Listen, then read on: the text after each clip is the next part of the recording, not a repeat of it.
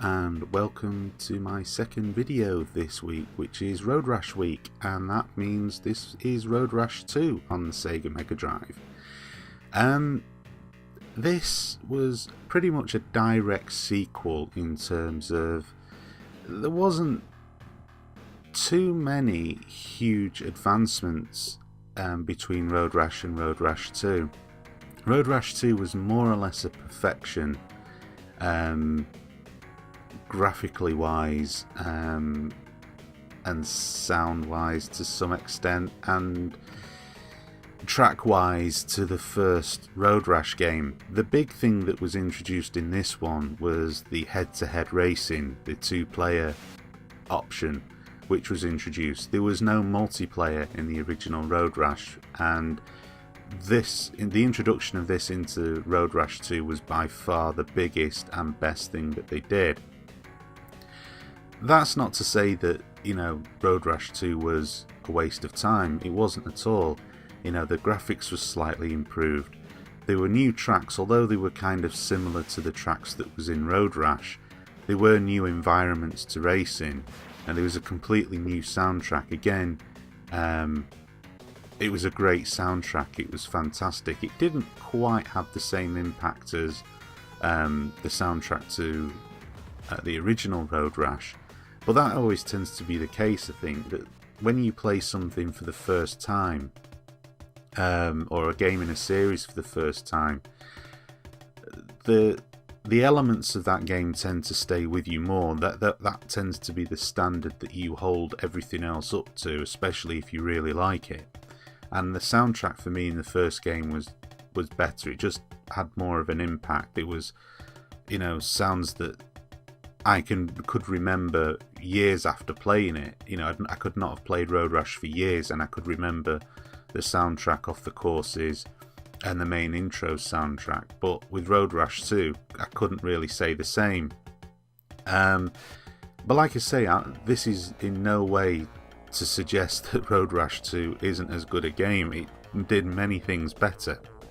The front end, for example, was better designed.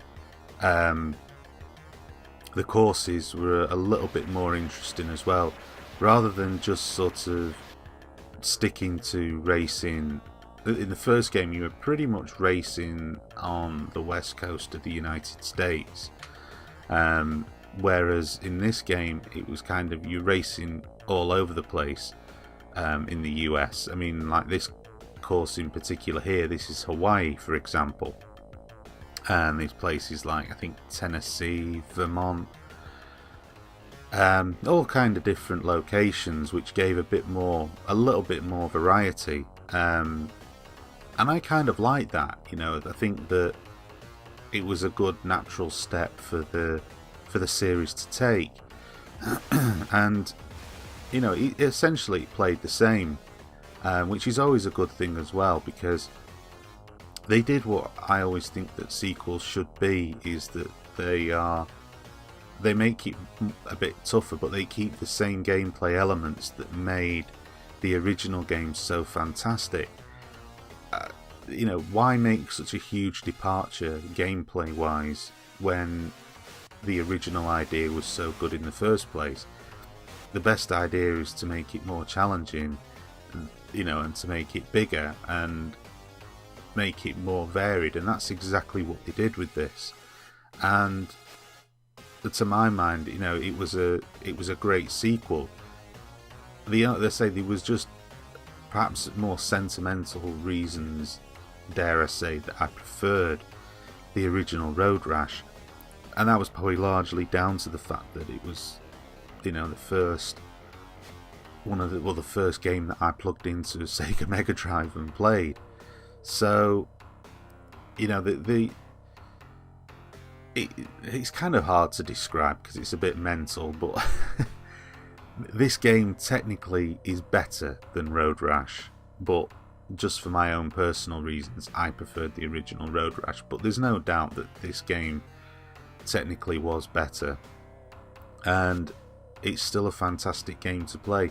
You can have a lot of fun in the two-player game, particularly stalking somebody.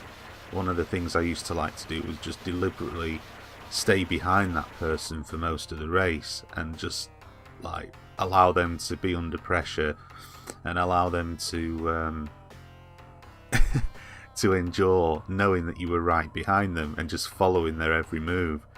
And then just as they start to get toward the end of the race, because you can always tell because each race is a fixed number of miles, and you have a little mileometer, as you can see there in the bottom right near the mirror of the motorbike, and you can see it sort of getting closer and closer to the target miles.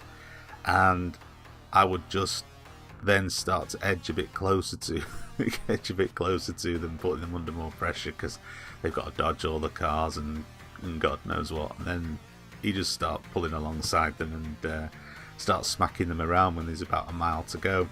And it usually works. Usually like teasing them and all that, saying, you know, oh, I can see you, I'm right behind you. All sorts of really stupid things like that. And yeah, I really enjoyed it. It was a great game, superb game to play. And there's no, you know, if you want to collect the Road Rash games, it's an essential part of the collection, obviously, because, you know, it is a Road Rash game, but it's also a really good example of how to do a sequel properly. And it's interesting, you know, this is before the days that sequels kind of started to go a bit crazy. You know, there was enough variety, there was enough new things, and at the same time retained enough of the original game, which made that so great. So yeah, that's Road Rash 2 on the Sega Mega Drive. It's a fantastic game, well worth checking out. Thank you for watching this video, and stay tuned for more to come this week. Thank you.